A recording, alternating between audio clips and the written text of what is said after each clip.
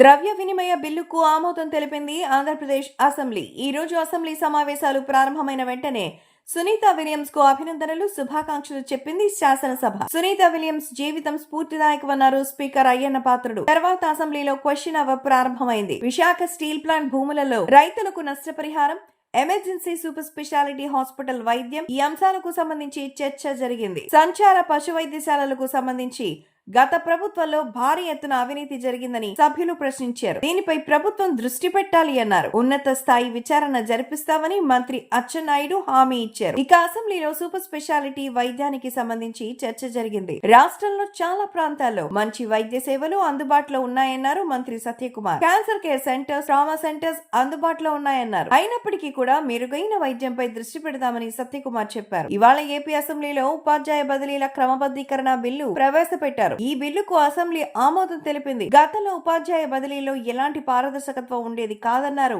మంత్రి లోకేష్. బదిలీలో అనేక అవకతవకలు జరిగాయన్నారు. ఇలాంటి వాటిని అరికట్టి బదిలీలో పారదర్శకత్వం తేవాలని, అలాగే విద్యా విధానం అందుబాటులో ఉండేలా చూడడం కోసం ఈ బిల్లు తీసుకొచ్చామన్నారు మంత్రి లోకేష్. ఇవాళ అసెంబ్లీలో ద్రవ్య వినిమయ బిల్లు ప్రవేశపెట్టారు. ఆల్రెడీ ఇప్పటికే బడ్జెట్ కు సంబంధించిన చర్చ జరిగింది కాబట్టి ఈ బిల్లుపై ప్రత్యేక చర్చ అవసరం లేదని ఆర్థిక మంత్రి పయ్యావుల సభకు తెలిపారు. దీంతో ద్రవ్య వినిమయ బిల్లును ఆంధ్రప్రదేశ్ అసెంబ్లీ ఆమోదించింది. ఈ బిల్లు వల్ల వచ్చే ఆర్థిక సంవత్సరం నుంచి అంటే ఏప్రిల్ 1వ తారీఖు నుండి జీతాలు, బిల్లుల చెల్లింపులకు ఎలాంటి ఇబ్బంది లేకుండా సాఫీగా చెల్లింపులు జరగడానికి ఆస్కారం ఉంటుంది. ద్రవ్య వినిమయ బిల్లు ఆమోదం పొందిన తర్వాత అసెంబ్లీ రేపటికి వాయిదా పడింది.